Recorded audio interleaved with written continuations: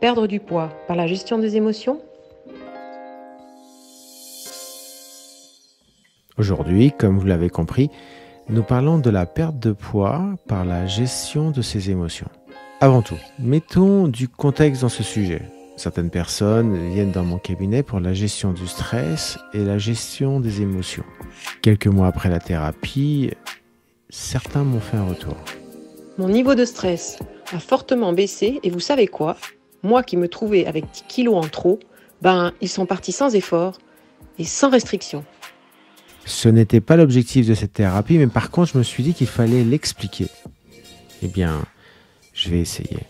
Posons le cadre. Lorsqu'on parle de perte de poids, c'est un sujet épineux, car cela peut être traduit de différentes façons. Ma position est simple. Le poids idéal est le poids qui permet à votre corps de se sentir bien, tout comme votre esprit. Après, les modes et les tendances, les tailles de pantalons, ce ne sont que des créations humaines. Et ceux qui l'initient, et c'est mon avis, sont souvent ceux qui veulent vous vendre un produit lié à tout cela. Et sa vision du poids idéal personnel n'est peut-être pas la même que celle de votre voisin ou de votre voisine. Et de là, je n'ai pas à y réfléchir par rapport à ça. De plus, toute restriction, privation n'est pas une solution. Pire, restriction, privation créent un stress et auront un impact négatif sur votre futur. En fait, je vais vous donner un exemple personnel. Passionné de courses ultra-distance, je peux partir courir doucement, mais un certain temps. Si je pars un matin sans petit déjeuner pour courir pendant 4 heures, je sais pour l'avoir testé plusieurs fois que je vais prendre du poids pendant 3 jours. Pourquoi? Mon avis est clair. Mon corps a été stressé par cette situation. Et si mon corps a un langage, il a dû se dire ce mec c'est un malade, il part courir comme ça sans manger, donc c'est simple, la prochaine fois qu'il mange, qu'il a un repas, on va mettre tout en réserve. Parce qu'on ne peut pas compter sur lui, il n'est pas sérieux. Évidemment, si mon ancien professeur de physiologie m'entendait, il me dirait que le corps ne parle pas comme ça, mais vous me comprenez. La logique du stress est de garder des réserves, car on ne sait pas ce qui peut se passer dans le futur. Et on en parlera aussi plus tard. Autre élément sur notre petite discussion est que nous sommes tous uniques.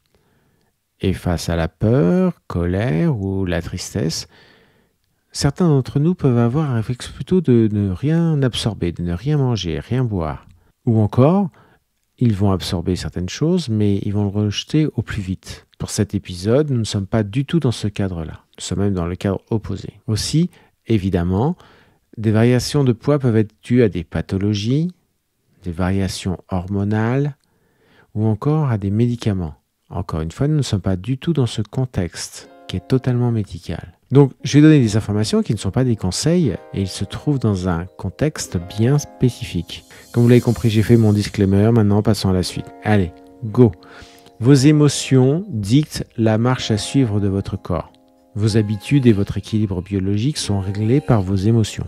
La preuve est si je vous fais peur, votre réflexe sera peut-être de courir. Et vous verrez que vous serez dopé par une certaine énergie pour courir très rapidement.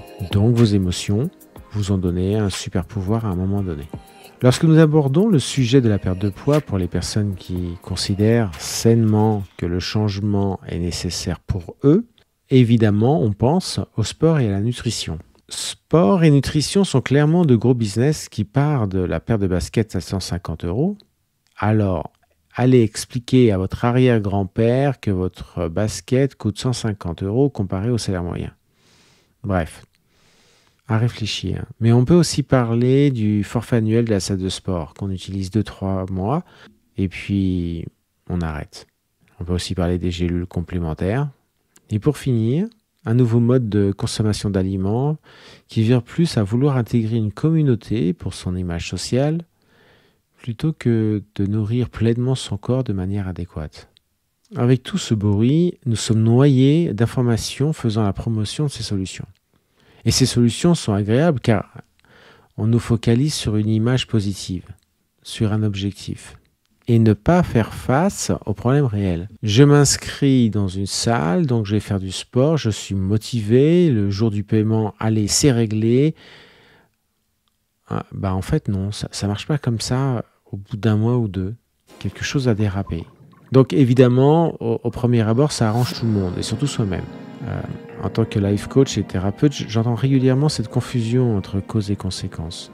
On peut agir sur une situation en la prenant comme un point de départ, mais c'est en fait un point d'arrivée. Donc remontons aux causes comme un randonneur qui remonte un petit ruisseau dans la montagne pour savoir pourquoi l'eau coule moins vite que d'habitude.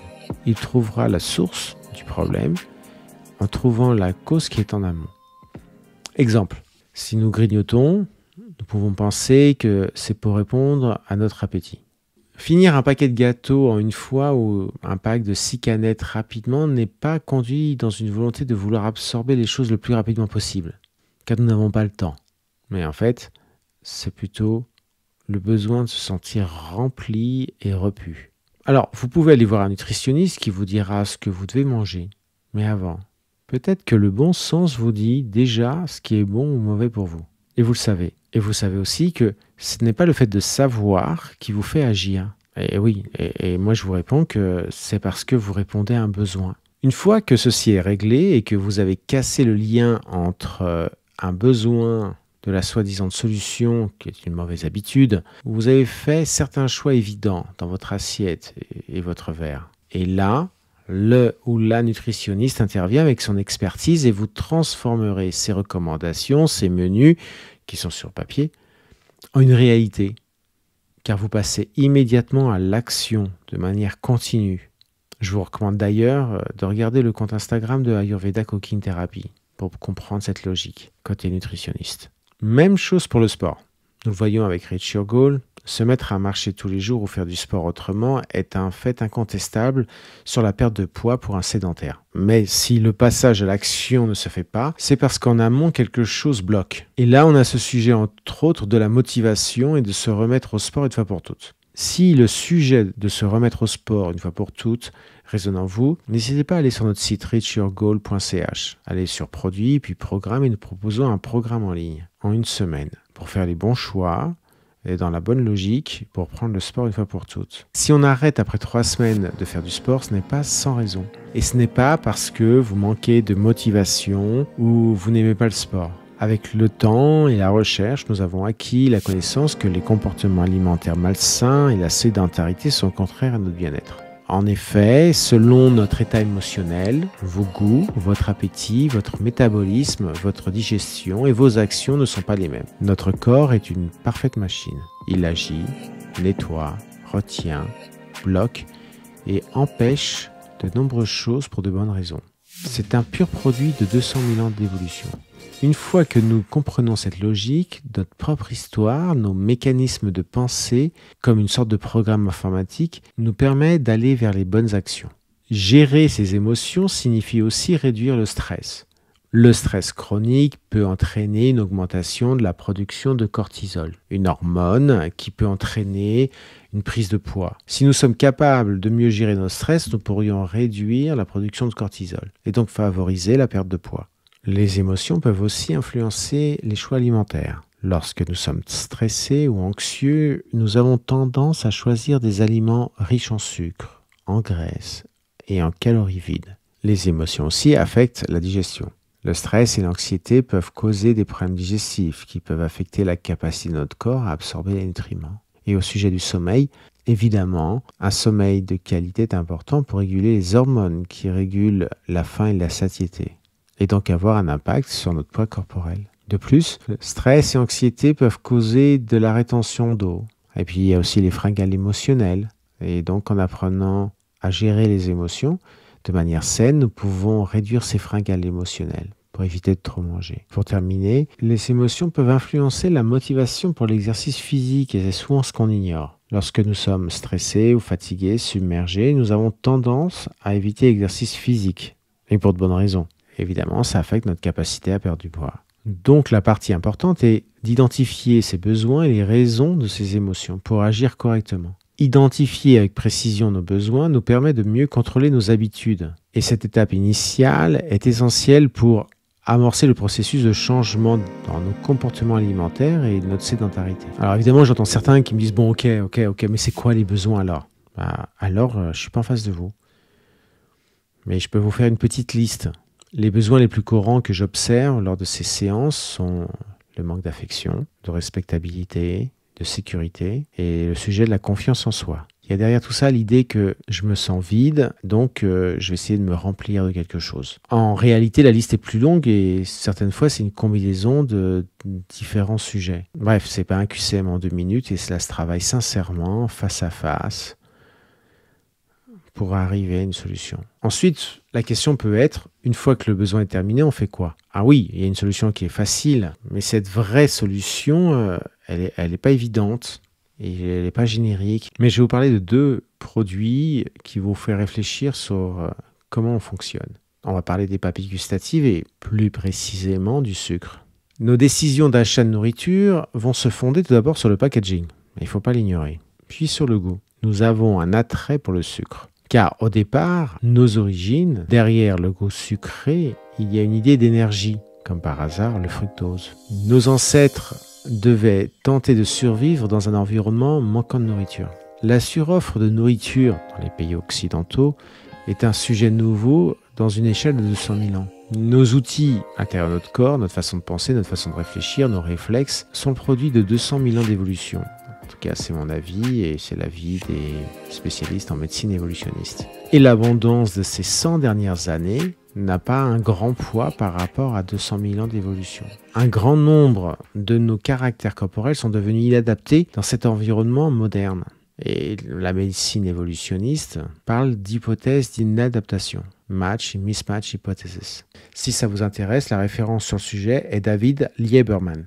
Donc l'idée est que si je trouve une source d'énergie, je la prends tout de suite, sans réfléchir. Et plus j'en prends, plus je serai fort et endurant. Prenons un exemple. Vous vous doutez que dans un lointain passé, si vous voyez une pomme mûre sur un arbre, c'est un événement assez rare. Donc autant la prendre de suite, car ça n'arrivera pas souvent. Et ça va me permettre d'être chargé en fructose, donc en énergie, parce que je ne sais pas ce qui va se passer en 5 minutes. Peut-être qu'il va falloir que je sprinte, que je me batte, et donc je prends cette énergie. Donc il y a un attrait naturel par rapport au sucre, qui est inscrit en nous. Maintenant passons au sujet du sel.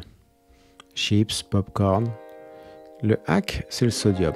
Et je vais vous expliquer pourquoi on est attiré par le sodium. Il fut un temps où le risque de mourir était suite à nos blessures. Perdre ses liquides, l'eau.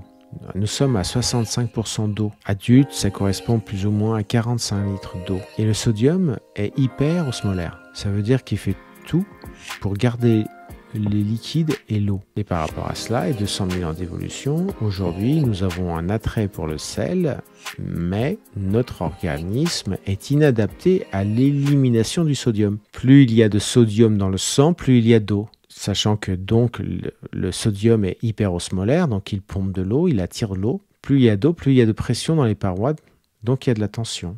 Une fois qu'on a compris pourquoi on est attiré par certaines choses que l'on peut trouver dans une épicerie, revenons à nos besoins. Une fois qu'on a compris nos besoins, plus nos programmes internes et ce pourquoi nous sommes naturellement attirés, nous pouvons remettre en place une stratégie pour dire là où vous devez vous diriger pour nourrir sincèrement et correctement votre corps. Comment manger et aussi comment nous devons bouger. Et c'est ainsi que vous allez vers le changement. J'espère que j'ai pu vous faire avancer sur ce sujet. Si vous avez des questions et des remarques, n'hésitez pas à aller sur notre site reachyourgoal.ch. Merci et ciao.